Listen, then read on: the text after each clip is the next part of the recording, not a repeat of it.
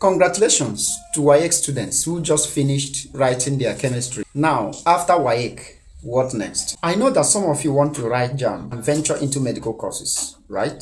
Now, it is time to get glued to this my page because it is going to help you a lot in your year 1, especially borrowed chemistry courses. This is one of the topics you will see in your borrowed chemistry courses as a medical student. The question says, draw the eclipsed and staggered conformational isomers of 1,2-dichloroethane.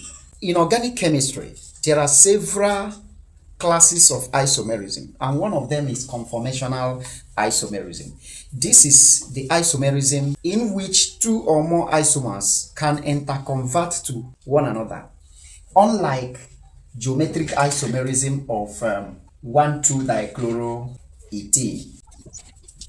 In these two isomers, there is restriction in carbon rotation because of double bond. Because of that, we have trans and cis isomerism. You can watch my previous video on this. In conformational isomerism, the isomerism is based on the ability of carbon to rotate, like when we have a single bond here. There is now free rotation. There is no longer cis-trans isomerism because these two carbon atoms can rotate. This one can rotate and you have this, and this one can rotate and you have this.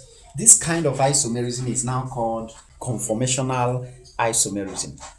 Why? There is still a difference. If you are a cameraman and you watch these two carbon atoms, you will see that this hydrogen here will block this hydrogen. They will be so close to one another.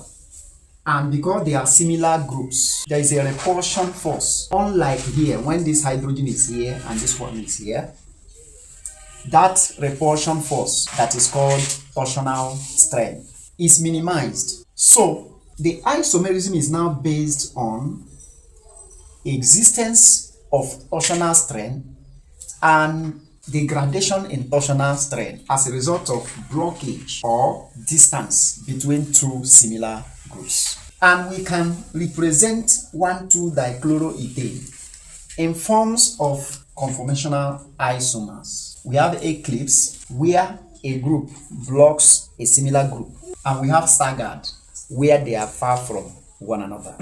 And to represent 1,2-dichloroethane, I am going to use a Newman's projection where one carbon, the carbon closer to you, is represented by a dot, and the carbon at the back of this carbon is already blocked, so you represent it with a circle.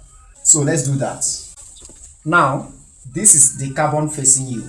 Remember, this is the compound 1,2-dichloroethane. Now this particular carbon, let's assume it is a carbon facing you, and this one is the one behind it.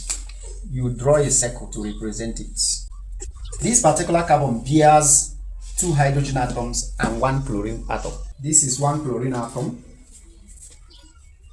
These are the 2 hydrogen atoms. Now, because we are trying to draw eclipse first, this is the carbon behind, and it also has 1 chlorine atom and 2 hydrogen atoms. These atoms are going to be blocked by their similar atoms. In as much as this chlorine blocks the one behind, you are going to do it in a way that it will still be visible.